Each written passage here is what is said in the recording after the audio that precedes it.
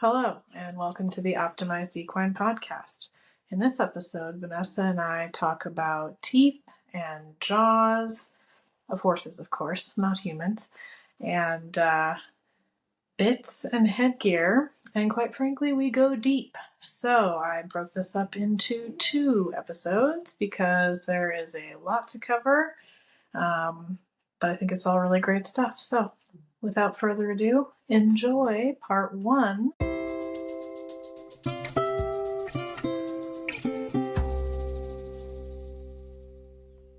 Hello there. Hi. Well, today we are going to have a little chat about jaws and teeth. And as a trainer, that always makes me, of course, think about bits and headgear. I know you have a special interest in jaws and teeth. That's what I would say. You'd probably call it something much more official. So fill me in. Oh, that sounds good. Okay. Just jaws. Yeah. You know. Well, in there. There's what? I got 2 parts in there: jaws and teeth. At least 2 parts, right? Yes, and they're pretty important, pretty integral in the rest of the body, as we will discuss. And lots of things can influence tension on those structures. But yeah, I have a special interest in it, a little bit of a passion for it, mostly because I was introduced to, in my osteopathy training, the importance of the jaw and the teeth, like I said, on the rest of the body. But also I was able to be in an apprenticeship, if you will, with a phenomenal dentist who was also an osteopath. And so throughout those 4 years or whatnot, I got to be a part of and observe this particular osteopathic dentist working with one of the principal instructors at the osteopathy school that I was attending, work together in a collaborative effort to treat the whole horse. We've kind of touched on that previously, but it was very neat to see them working together. So yeah, dentition is going to create different pressures in the rest of the cranial structures in your head. And so they would work in a way where, okay, she might do something in the mouth, alleviate some pressures, balance some things out, but then she would switch off.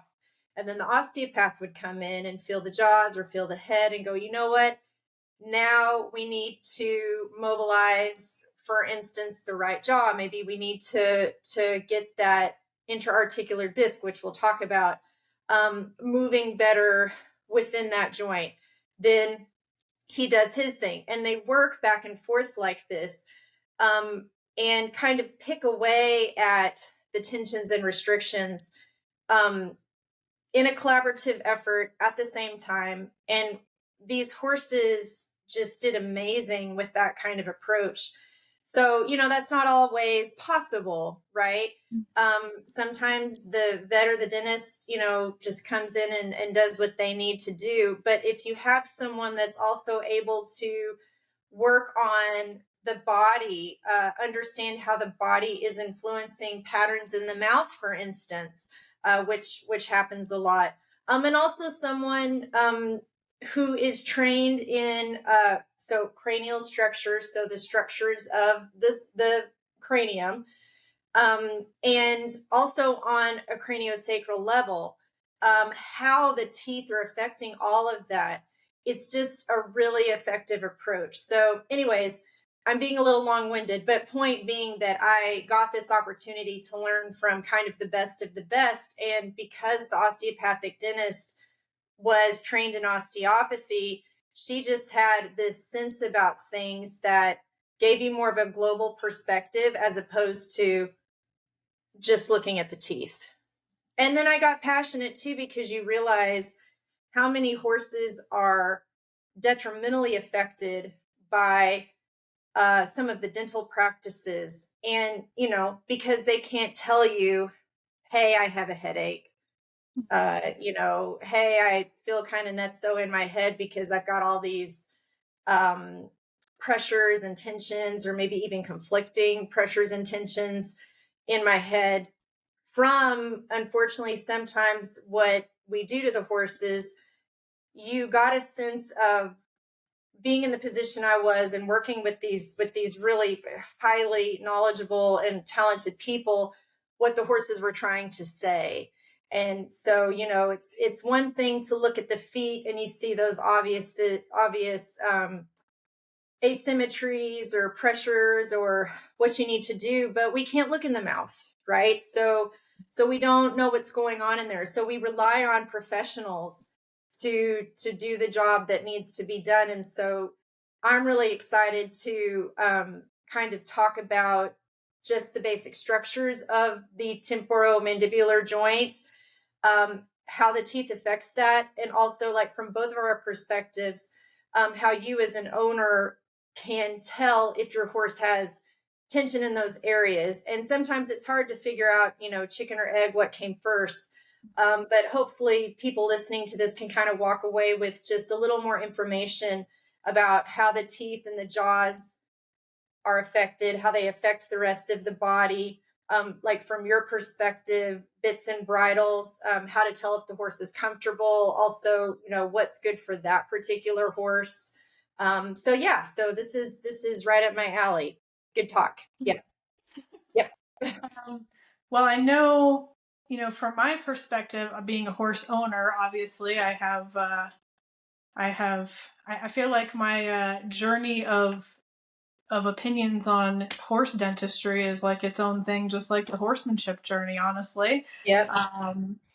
And then I have a whole other perspective on mouths and their relation to the body that I gained more as like a trainer and watching horses move and change and all of that stuff. I feel like it's interesting how it kind of started out as two very different departments, and then like one day they kind of merged together, and then it's like I have a whole different thought on dentistry than I used to. I used to think for my own personal horses, man, if I was getting a dental procedure done with power tools, I would want to be sedated. I wouldn't want to be like awake for that. And so that's sort of how I approached it. And like, oh yeah, I think that's a good thing. That's a nice thing to do for my horses, and I'll spend that money. And of course, that's what the vets would prefer to do that I was exposed to at the time. So that was kind of how I took it for a long time, a very long time, before I kind of learned. It's not like I just learned.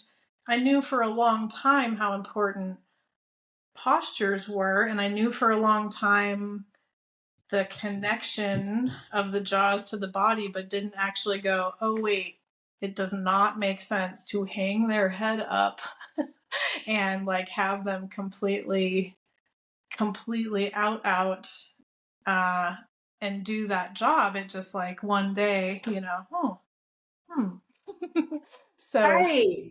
And so we can just go ahead and kind of segue into that real quick, and then we can get into some of the other parts. But you brought up a really good question. What are some good practices, if you will, for anybody doing the dentistry on your horse? Um, a lot of veterinarians are doing dentistry. Then you have people that are specialized in dentistry, equine dentists. And for me personally, I just want to find the specialist. So it's the person that does it the most and has the most experience. Maybe that's an equine dentist. Maybe that's a vet that specializes in dentistry. So it's also right. It's also about what's available to you in your yeah. area. And if you can have someone on the same page, I say that all the time, I know, but that's the ideal situation. It isn't always possible, Right.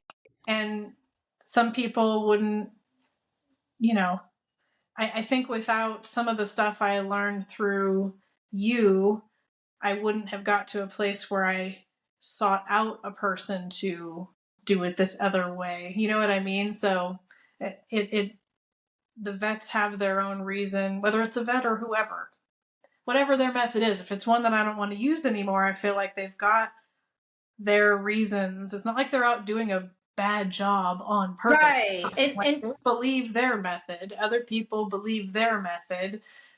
You know, you kind of just have to go with one and work and your I way don't, through it. yeah, and like you're saying, people aren't out there to like intentionally harm a horse, Yeah. um you know people get taught different approaches and method, also depending on what school they went to or if they learned dentistry in vet school. So one of the big ones is hand tools versus power tools, for instance. Again, I think that you have to look at what's available to you. Me personally, I say personally, actually, let me correct myself here. What's functional for the horse? I think that's how you can determine some of these things, and how you can differentiate between an opinion and, again, what's functional for the horse. So what I like about hand tools is that you can pull through the plane of an angle. And sometimes people use hand tools in different ways. So sometimes you'll see people really working on the pull. Sometimes you'll see people doing kind of just going back and forth. So the type of dentistry that I have seen that blew my mind and opened me up too was this method of working on the pull and pulling through the plane of an angle. That's difficult, if not impossible, to do with power tools, right? I hope that makes sense to everyone. Now, that all being said, you can take just as much off with a hand tool as a power tool. You can take too much material, take stuff that doesn't need to go, with either tool. So, and I guess in that way, it's like hands in the bit, which I know we're going to get into. It depends on the hand, so not so much the instrument. But I will say that that is an inherent advantage of using a hand tool versus a power tool. The next thing that I like to see are dentists that are ambidextrous. So they're working with the right hand, they're working with their left hand. Because if you're only working with your right hand using whatever tool, it's very difficult to, get exact balance angles, because this hand has to reach over here and do whatever. You see what I mean? So if you're using both hands, you have a better chance of balanced angles, I think. You also brought up sedation. So some horses need sedation. Some horses are defensive for whatever reason about you going in their mouth. So to get the job done, the vet has to hit them with something. And I have seen time and time again what you are describing, where sometimes the horses get, I think, overly sedated. They're given too much. And so then they have to hang their head, put it on a crutch or hang it or something like that to be able to do the job. That brings me to the next, kind of consideration, which is what you said, neutral versus elevated headset, and how the sedation can influence that. So ideally, you want that head to be, neutral. And we're going to talk about, what the jaw does as opposed to if you're in this position or this position later on. But that neutral headset really is, for some reasons I'm going to list to you, the more effective way to work on that horse's mouth. When we talk about sedation, another one of the issues with sedating the horse, period, but again, you might need that, okay, depending on the horse, is that there's a lack of muscle defense. So it's harder sometimes to feel how the teeth are really meeting because they're sedated. But also, if you're using a speculum, which is a device that gets put on the horse, I'm sure everyone's seen it if they've had their horse's teeth floated, a device that allows you to open the speculum so that you can really get in there. If you don't have that muscle defense, it's really easy to put tension on those structures by opening opening the speculum too wide, too fast, not giving breaks where you're closing it. And you, again, think about too, going back to sedation. If you don't have that muscle defense, you're really snockered, and you're just hanging your head like this for however long. So you see how all of those things can affect these structures And we're not even talking about how the teeth are floated, okay? But those are, as an owner, something that you can kind of not look forward, you can look at to kind of determine, is this the most functional way, to float my horse, or is this going to cause issues in other parts of the body or on the jaws or the head because of the horse's head is being hung or the speculum's been open for 10 minutes really wide. And the last thing I'll say about just kind of some of the considerations of a dental is older horses. If you overfloat an older horse, you're in trouble. And we're going to talk about that because older horses just don't have as much reserve crown, so tooth under the jawline to erupt. They get to the point where that process has stopped. So if you go in and take too much material, you've taken away all they have to chew. Yeah. So, the big thing is sharp points, that's kind of the big thing, the sharp points, got to take the sharp points, da, da, da, da, da. There's a lot of other considerations there that we're going to talk about. But see, with these older horses, if I were to give advice to anyone who has an older horse, you kind of want a conservative approach for the reasons that I just mentioned. But if your dentist or vet is saying, oh my gosh, they're so sharp, well, ask if that horse is ulcerating any soft tissue, either on the cheeks or the tongue. If they are, yes, we need to take care of that. That's not comfortable. That's not good. But only take care of that area. Don't go in and, take a bunch of other material that may be functional for the horse. Because as we're going to talk about, there's a difference between the cutting edge and a sharp point, and the cutting edge is functional.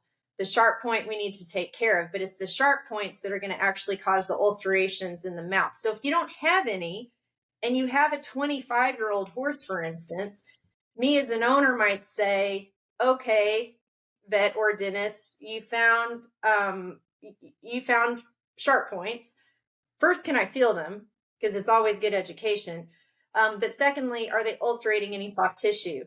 Yes, they are. Okay, can we just take that? No, they're not. Can we leave it alone? Because my horse is 25 and that's all he has. So anyways, those are just some good considerations to be cognizant of when you have someone coming to float your horse. And I will say too, young horses, I would be very, very careful with the speculum. A horse under the age of 2 or 3 years old, even really maybe 4 or 5, depending on that horse, that's going to be a lot of strain on their baby jaws when you're using a speculum. I don't like to see horses being heavily floated anyways I don't like to see them heavily floated, period. But horses are going to keep changing in their mouths until those adult teeth come in, and that's 4.5, 5. So you're going to be chasing constant changes in the mouth up until then. But again, that other consideration on a young horse is the speculum. They're TMJs, and we'll talk about that, temporomandibular joint, which is right here. I have a skull I'll show you guys.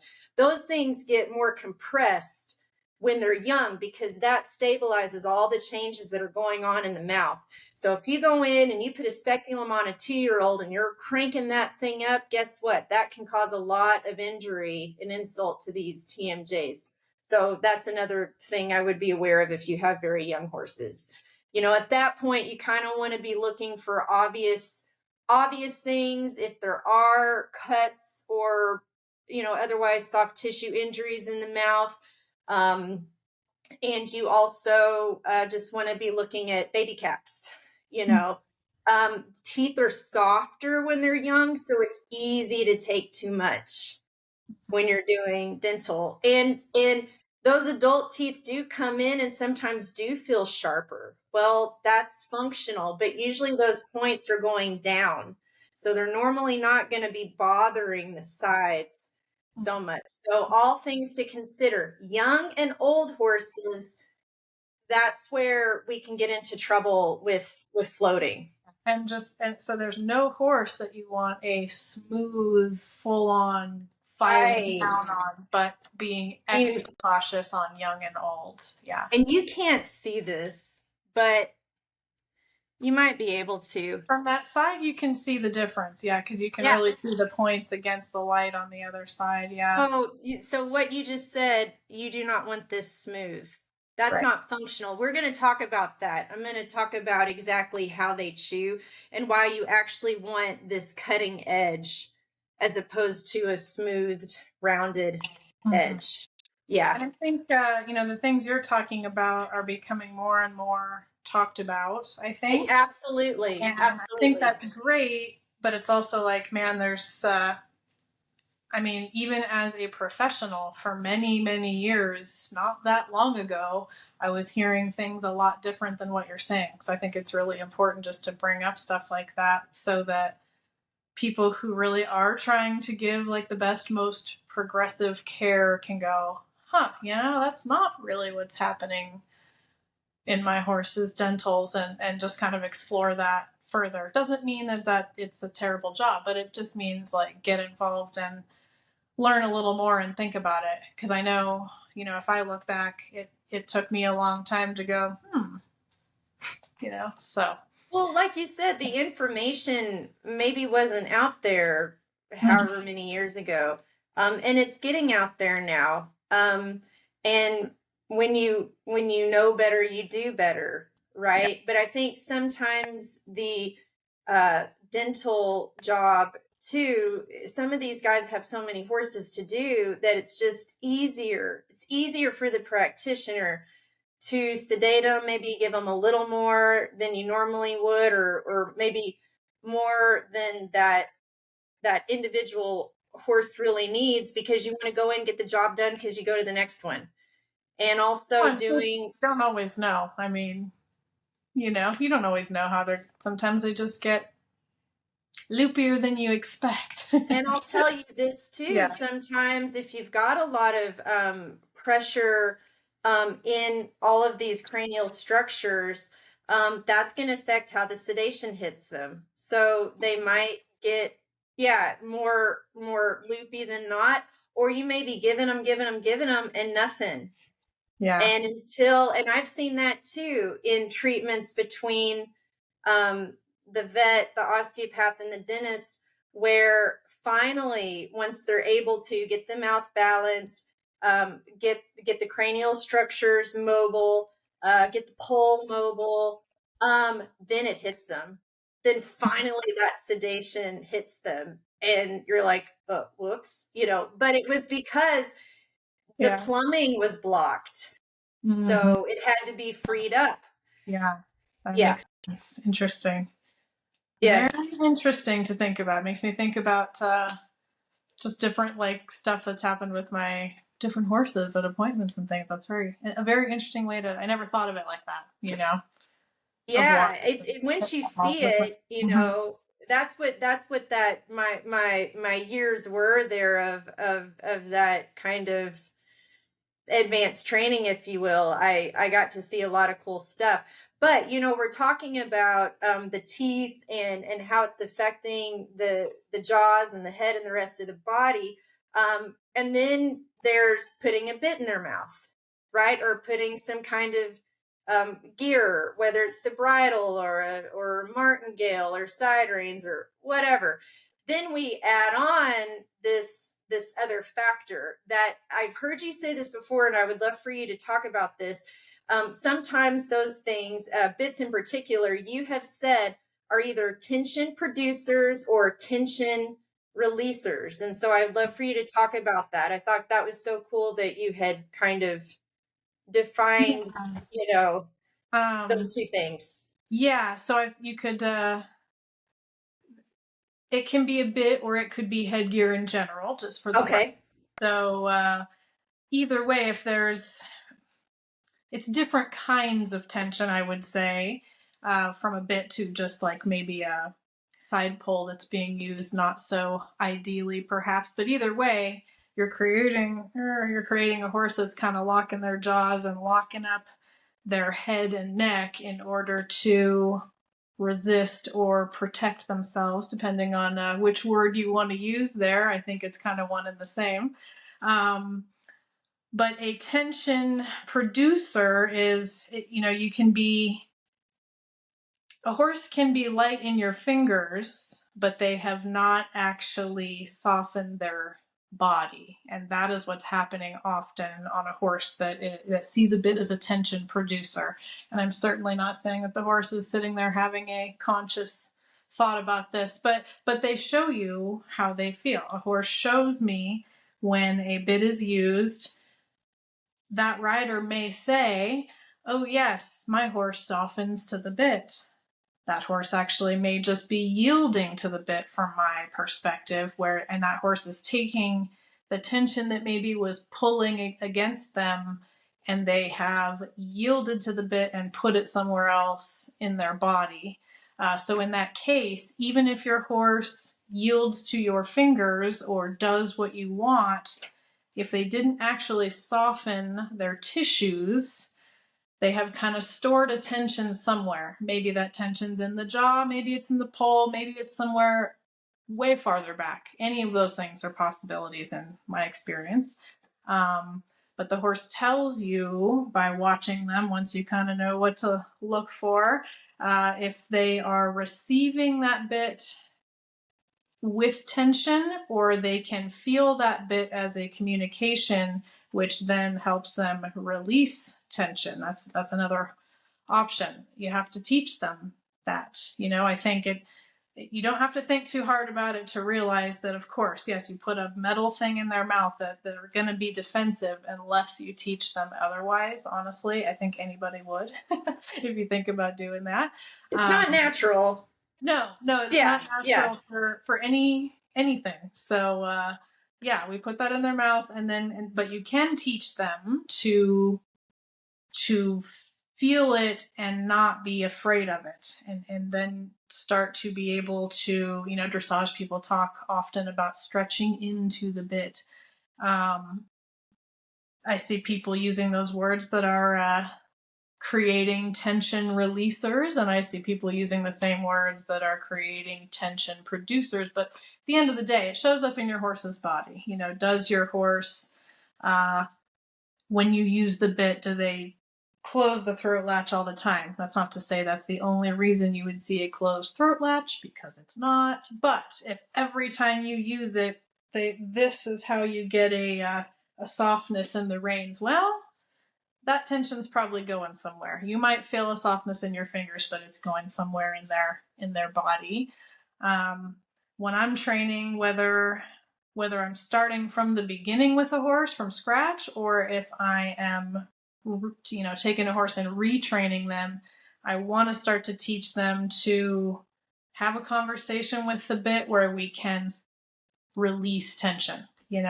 It's the bit is used as a helpful tool, as a tension releaser is your goal. Yeah, honestly, I can, not every single thing, but there's plenty of things that I can do from the saddle with the bit where I can evoke something, and it's the same result as if I was standing next to him doing body work. If I did a little Masterson on you know what I mean? I can get that same result. And so I think, the bit can be such a beautiful thing because it is inside of them. Sometimes internal horses, meaning mentally, horses that are just kind of internal and not very involved with you, need that internal conversation versus a more like external side pull bitless situation, Mm-hmm. Again, I think that's what can be a really beautiful thing about a bit. Now, it also is very vulnerable. So I see the other side of things for people that are think that bitless is the most humane. I understand where they're coming from because it is such a delicate thing, and it is so commonly misused, really, just out of ignorance. So anyway. That's beautiful. So I've heard you say this too. When the horse gives you a loop, is that they're yielding, not softening to the bit? What does that mean? Well, so there's times, let's say, let's say we're talking about a bridle, all right? Let's say we're taking a connection, or maybe let's back up. We're going to go the other way with it. Let's say our horse is leaning on us, okay? So it's a horse that they already have a assumption in their mind about what's going to happen with this bit. So in preparation for possibly being pulled on, they may kind of brace up and push against it the other way. Okay. That's a horse that is not soft. I think we can all see that. It's not soft. It's a bracing horse. It's a tight horse. It's pushing against the bit. Now, why we got there doesn't really matter. Let's say we got there because it's a bad habit, or we got there because I asked that horse to do something very challenging. Whatever, we're there. If that horse knows how to use the bit as a tension releaser, we will be able to get to a place where they can kind of adjust their own posture in relation to that bit, which would create a loop in the rein again, but not because I gave them rein. Does that make sense? Yeah. If you think of like in that situation or in that description, I would say the bit is like a ballet bar. It should be steady. So like, the ballerina is touching the ballet bar, it doesn't move. She adjusts herself accordingly in reference to that. So anyway, does that make sense? Yeah, I love how you explained that. Yeah. And what is your process in the bits and pieces of training?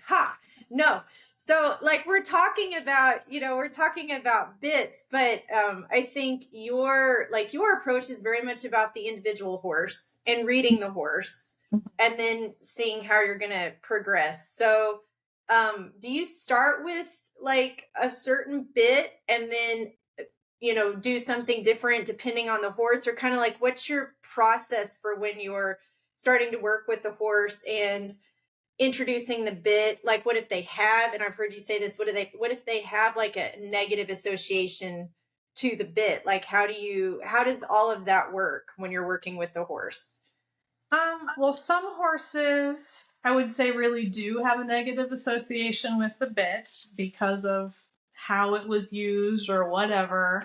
Then I think there's other times that a horse may just be expressing tension from its body out its mouth, and the bit happens to be there.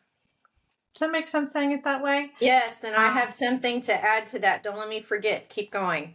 Okay, well, so sometimes the bit is the source of the tension, and sometimes the tension was already there. The bit is actually helping it express. So I would rather, on a very introverted horse, I would rather they have a bit in if it helps them. I want to see that active mouth over a mouth that's locked up and a horse that's not really present, Do you think that some horses deceptively kind of show a quiet mouth?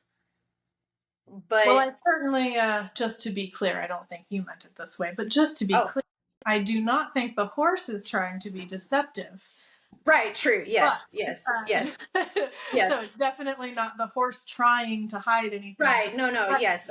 But just horses being horses, and, like us humans, some humans are very, like, if they're having a hard time, they're more bottled up, and others are just a crying mess. And I've met horses that would meet those descriptions too, in a way.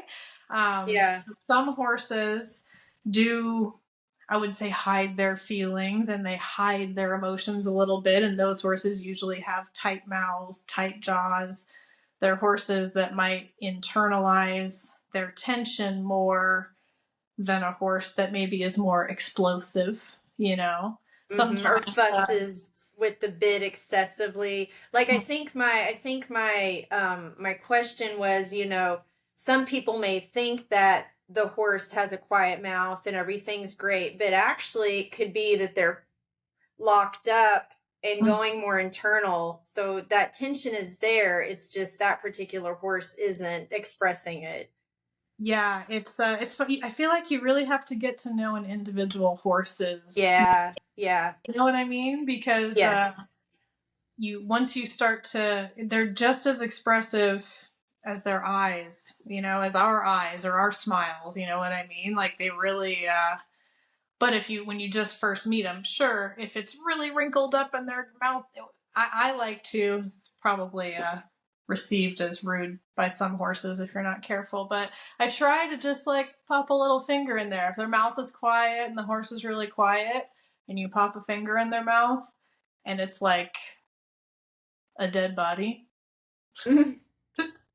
Oh, do you know what that's like, Tamara? Now, this makes me wonder about you. You've been watching too I much question Dexter as whether I should well. use that term, but it's the best term. It's the term I used in lessons before. But literally, Oh, no, like I kid, I kid. That's if good. it's just like totally, if there's no response whatsoever, that horse is probably a little distant. I would say there's no normal, but a normal-ish response to me would be if I walked up and just popped my little finger in the side of their mouth, they would kind of like, what are you doing? Like that to me is like a normal horse that is Mm-hmm. kind of aware of what you're doing and not like in another place. Not in their body, right? Right. Like we've talked Yeah. about that before. So the little tidbit I wanted to add here, we've been talking about, well, you've been talking about how the mouth is a representative of expression, right? This is how horses express. So Jean-Pierre Barral is a French osteopath who has a lot of wonderful material out there. The Barral Institute teaches uh,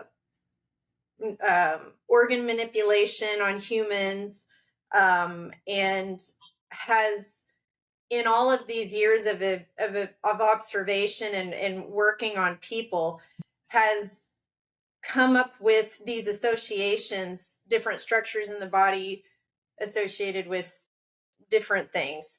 Mhm.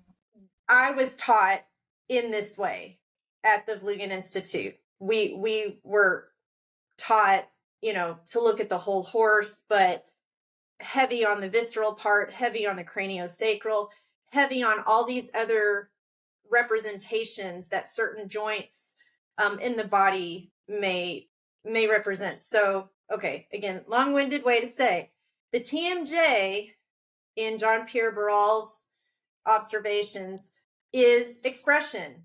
It represents holding on versus letting go. Mhm. It's also the unspoken, whatever you cannot do or express, what you are afraid of. All of these things can cause you to contract your jaw, clench your jaw. Mhm. And this is all based on humans, but horses do it too. Everything kind of, like you're saying, everything in the body kind of reflects in the mouth. It's very, demonstrative. And tension, stress, grinding. We see horses that grind their teeth, sometimes showing aggression or preparation for confrontation. So, as I was kind of, putting my thoughts together for our podcast, I thought that was so neat to just throw that in there, because it's that's what you're reading. Yeah. That's also helping you read the horse. It's so obvious to us, but again, it's sort of like the other stuff. It's worth saying, the why should I care if my horse's jaw or mouth feels like a dead body if I poke my finger in there? Well, because when they are tight in there, when they're locked up in there and they're not really in their bodies, nothing is moving optimally. And I think some Right. people think that optimization doesn't matter to them, but it does, because it's how your horse stays sound and comfortable. So if you like to do anything with your horse, you should care how their mouth and jaw is feeling. It truly, it I know just from watching how it plays out, how much all the joints in the body are influenced by a tight jaw, and a tight, Yeah. nothing works quite right. And to be honest, I don't know that I even rode a horse with a loose jaw and poll until much later in life. So you just don't know. Like horses that some people would say, you know, oh, this horse is so bouncy or uncomfortable. Honestly, any horse can become pretty comfortable. It's the horses that haven't figured out how to move optimally or that have a problem. Obviously, that's a separate piece of it. But, those are the horses that aren't comfortable, Does it start in the jaw all the time? Maybe it doesn't start there, but you'd be surprised how often it does, Well, and like you said, at the end of the day, it's going to reflect there no matter what, whether that's the primary source of tension and restriction or it's somewhere else and it's just showing up there. You see that all the time in how the horse is going, how tension here is going hand in hand with kind of a dysfunctional posture or dysfunctional dynamic motion. And I just wanted to add in, again, you're seeing that, you're observing that because you're a trainer in motion, essentially. And what I know from my training is that all of your superficial fascia actually inserts on the temporal bone. So, bless him, he's missing some of it, but this is part of the temporal bone here. Again, we're missing half of it, but that part of the upper skull called the maxilla temporal meets with the mandible part. So this is the temporomandibular joint. So all of your superficial fascia inserts on this temporal bone. So that's pretty influential, right? Yeah. The TMJ also has connections to the shoulder and the ilium or the pelvis, all on the same side. So again, temporal bone to shoulder to ilium. So you can have a right pelvis that's really stuck because of my right jaw, or a right shoulder that's really stuck because of my right jaw. That's all on the same side. And there are a ton of fascial. The other way too, right? I'm sure. It can go the other way. Yep. They're going to influence each. There is a way osteopathically to figure out, did the problem start here or did the problem start in the body?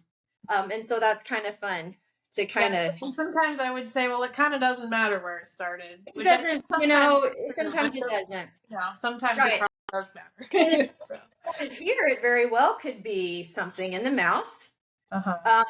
For instance, but we're not going to talk about it much in this talk, but the hyoid is basically your tongue bone, and it's a bunch of paired bones in the horse that attaches to, again, the part of the skull that I don't have, so back here.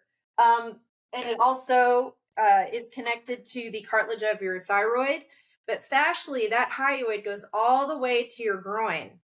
So it is possible to say that there's a connection between, very tight hindquarters, especially pulling into the groin area, something going on with that hyoid. Well, hey, guess what? Again, it's one of those components of all of this that's going to be affected by the teeth potentially. And another thing I see sometimes is the problem with transitions, horses having problem transitioning up to another gait because of the jaws, because for some reason they have lost mobility there, or they've got like a nose band or a flash that's too tight, restricting the motion of the jaws. So they'll sometimes either try to open their mouth, gape their mouth, if it's not closed down, which is the other, anyways, but just to say that, if say there's something actually restricting that jaw and it can't move, probably the body's going to show that jaw not being able to be that kind of gear shifter. Or say you don't have any equipment on the face, the horse can kind of open its mouth, which we don't really want to see. But these horses that gape their mouths sometimes, it's because they're trying to move their jaws and they can't.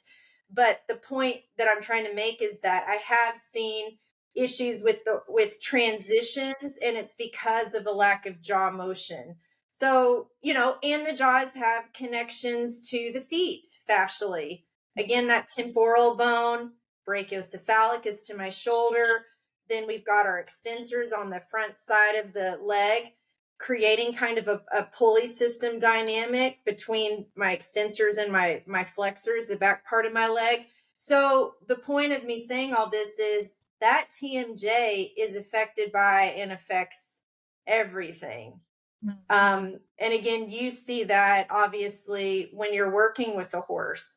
But what are some of the things you look for in trying to find an appropriate bit for the horse? Like, I know the palate too is a consideration, but just some basic things Yeah. that you're looking for. I mean, in general, I start in just kind of a three-piece snaffle. So, or I say a three-piece. You could also say a double-jointed snaffle, something not too thin, nice and smooth. And I find that with the way that I use it, again, I've obviously made it a point to say I want to teach the horse how to use that bit to help them relax. I want to be able to stop and go to that. So with that being kind of a big part of the foundation for me, that bit seems to work great for a lot of horses. I will say there's definitely different qualities of that bit. There's some double jointed snaffles that are not going to be as great. They're going to have the cheap Amazon version or whatever might have some rough edges and things like that. But generally, I'm not into anything crazy in bits as far as spending a ton or, oh, they need this, that, the other. I do think some horses are more sensitive than others. I do think some horses have different shaped mouths and tongues, and so different things are gonna work better for them. I feel like for basic training, it's fine to just start in the snaffle, and I wouldn't go exploring like crazy until you're at more of like a refinement point. For me personally, that's when I'm gonna start to think about, unless there's something in the mouth that's just like, man, that horse has a scar on its tongue, or like, something really strange about the mouth or different about their shape that makes me want to try something else. I'm gonna just kind of do some basics in a snaffle, and then I do believe probably down the way, refinement, maybe it is worth trying out different things, or this roller or this brand or this tongue relief, all that. Mm-hmm. I also think that if you are overusing the bit, no matter what it is, it's not going to be great for your horse, or your horse isn't going to like it. So I think people experiment with bits a lot when it's really in an understanding of how to respond to the bit problem, and that lack of understanding is not coming from the shape of the metal in the mouth. It's coming from a lack of understanding here that connects to the body, and I feel like most of the time that's because they are in discomfort and fear. So again, that goes back to like, I want the horse to be present and with me and not feeling like they need to get away from it. And if that is a priority in your training, a lot of times the snaffle is just fine. I know I have no issue with mullen mouth. I think that's great. I just personally haven't done a lot of that. I've had a couple horses that I've tried in that, but pretty basic bit person. I don't, I own a lot of bits, but only because I owned them back when I didn't quite know how to ride as well as I do now. Ever since working more on being a better rider and riding in balance and riding their body, I've only bought a couple bits in like a lot of years, So anyway. And do you ever find the occasion where maybe a side pull or a hackamore is better for that horse? Oh yes, yeah. And Okay. I will point that out. I am not like 100% bit person. I've definitely had different phases, and definitely the first phase that I I grew up in and started out as a professional in was the ignorance phase. Absolutely. I rode in a lot of different bits, and I rode, I wouldn't have said so at the time, but looking back now, I would say, yeah, I rode all hands first. I was not, whatever. So that was one phase. Dang it. Well, you were, when is there Oh an yes, the occasion bitless, the when, bitless. yeah, Yeah, yeah, sorry about that. that's Um, okay. I do think that. So then the next, that's how I got there. The next phase was as I left that ignorance phase and realized how much tension and just problems I was causing myself, basically, because the horse wasn't understanding how to respond quite right. I think I kind of overcorrected, maybe you could say, and went into a bitless phase. Uh, Now, at that time, I did recognize that, and I had clients that were showing and you that bitless is not an option in some disciplines. So I would spend some time kind of rehabbing that horse from bitless back to the bit. And I still think that's a worthy thing to do in cases. Some horses, if they have a very bad association, if all they can think about is the bit because it's so overwhelming to them, yeah, like go put on a halter. We'll come back to that. Yeah. um, I say halter, it could be whatever. Put on something bitless. Another thing I like to say about the bit is a magnifier. I probably got that from Patrick King, for the record.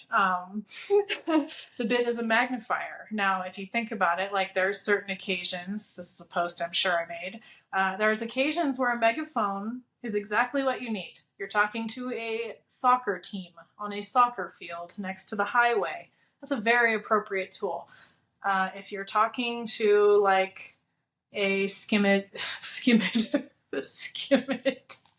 timid, Grenade. scared, that's where I was going. That's just being efficient, putting them together.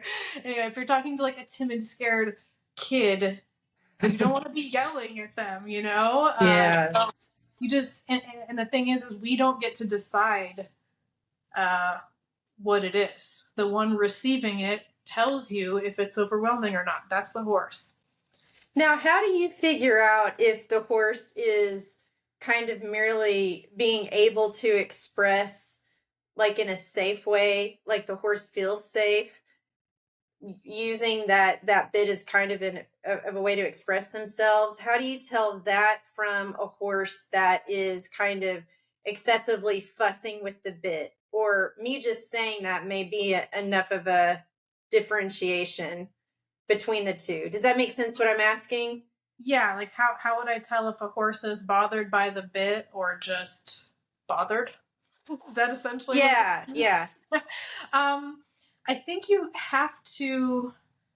can't just look at a picture or like a 10-second video clip and decide that, I don't think. I think it really takes context, and I kind of, I go back and forth on using this word about horse training and what I do, but at the end of the day, it is like intuition. How do I have that intuition? Just from spending time with a lot of different horses. But if you don't know, well, then you do a bit of both. And I think you have to constantly be zooming out and looking at the trend. Some horses will, if you give them the opportunity, will tell you very clearly when you go to bridle them. If they absolutely don't want it on, well, there's obviously a negative association there. For whatever reason, there could be a billion different reasons. And that's not to judge anyone whose horse doesn't want him to put the bridle on. I have one right now. I don't think it's because of how I used the bridle with him. It doesn't really matter. At the end of the day, when I go to put it on, he kind of was just, you know, it doesn't mean though, he's a perfect example of why, just because he says I don't want to put that on right now, that's not a horse that I'm going to go bitless on for other reasons. That if I zoom out and look at the trend of the whole thing, okay, if I just say, all right, he doesn't like the bridle, he's got a bad association with it, let's use something bitless. Okay, great. Now we go, this actually happened. I'll just tell you my life story. now, now we go on to, all right, let's do a little bitless. I put it on. He actually is like, it's like he is pleasantly surprised that there's no bit there. He's like, okay, he's into it. Cool, cool. Well, then he gets to points, though, where something's a little hard and he just goes distant. And I mean a little hard. We're not asking for pee off right now, okay? Like basic stuff might be challenging for whatever reason. Let's say, a friend goes galloping off the other direction or whatever. He kind of just goes distant. If something that I ask him he thinks is very hard, he'll go distant inside himself. Either way, the bitless, I have to be bigger and more firm with it. Yeah. Because it's external, whereas when I have that option to go to the bit, and I do ride horses with both, by the way, sometimes I'll ride with two reins. I'll have a bitless rein and a bit on so I can choose. But in his case, he goes distant, and he goes very distant for whatever reason. When he goes, he goes. So it's very quick and gentle. It's a little handhold, Yeah. Now, there's other horses where you can't even handhold, if that makes sense. It doesn't matter how slowly you come in there. They are so quick to be like defensive and worried about what you're doing because it feels loud to them. Mm-hmm. And in that case, that's a horse that it's like, yeah, man, even if I can ride really quiet and like, I want that. I want to ride quiet and have these invisible cues. But if I can't even like touch a ring without a horse getting like, oh, like all dancy about it, let's go to bitless. And it doesn't mean they have to stay there. You can teach, I believe, if you want to. You can teach any horse to become comfortable with it if you have the time and you work it a way that they can work it, Mm-hmm. But you don't have to. It's just for some horses, it's super, super helpful, like mine that I was explaining, Mm-hmm. super helpful. It's so gentle and easy. It's a great way to go about things. And I do believe, and that's another, way to say like zoom out, that I kind of told you a current story. If in 2 months it's harder and harder to put the bridle on, I got to figure something out. If I 2 months down the road, I would expect, because prior to that, to make it make sense, I wasn't bridling him really. I just wasn't, hardly ever was he getting a bridle put on. So it would make sense to me that he's had more bridlings with other kinds of experiences than he has with the kinds of experiences me and him have had. But if 2 months later I go to put that bridle on and it's still, I don't know, I got to see what's going on. I either need to slow down with the bit, back up with the bit. Maybe I would try a different bit. Maybe I would try something bitless and, see what happens. Who knows? We'll have to ask me in 2 months. Well, and what I hear you saying too is, or maybe I'm maybe a little bit putting words in your mouth, but all horses, all humans to some degree are going to have jaw tension and pull tension. More so with the horses, just because we, from an early age, what are we doing? We're moving them around with their head, essentially, with a halter and a lead rope. But I think that despite that, good trainers can work around that, and they can find a softness, a lack of bracing in what they're asking, even if the horse does have some tension and restriction there. There is, with proper training, a way to get around that. But, let's get real. Like, there's inherent tension in those structures with horses to some degree. There's not a horse I put my hands on where there's no compression on the jaws and they're moving in a full range of motion, and so is the pole, and so are all these structures. No, I don't think I've ever found that. I'm definitely not saying that all jaw tension is coming from bad bridle. Oh, no. And yeah. No, and I'm just trying to make the clarification too that like what you're doing is you're saying, okay, I know you feel that way, but let's see if we can find some relaxation there. And let's or okay, feelings, whatever. I know that's how you're reacting or you're responding to this, but let's try to find some relaxation there. And that's a little bit of a way around it, right? Yeah, and a way I might say it, I mean, yes, I am asking him to relax and try, it's going to be different, I would say I'm building in another association. I cannot take away that association that's there in his mind. Right. I can't Okay. take that away. But Yeah. I can build in another one, and you'll never build it in if every time he goes, I don't know, okay. And maybe you don't care. Maybe you don't need to build it in. But in that horse's case, it's a very valuable thing. I want to build it in, not just because I want to go show. Because for him, it makes his jaw so much looser. It makes everything about him so much looser when I do use it. Mm-hmm. Well, that's it for part one. Make sure you check back for part two to hear the rest of this conversation. As always, like, share, subscribe, comment, all the things, hit the buttons, talk about it. We really appreciate your support. We'll see you next time.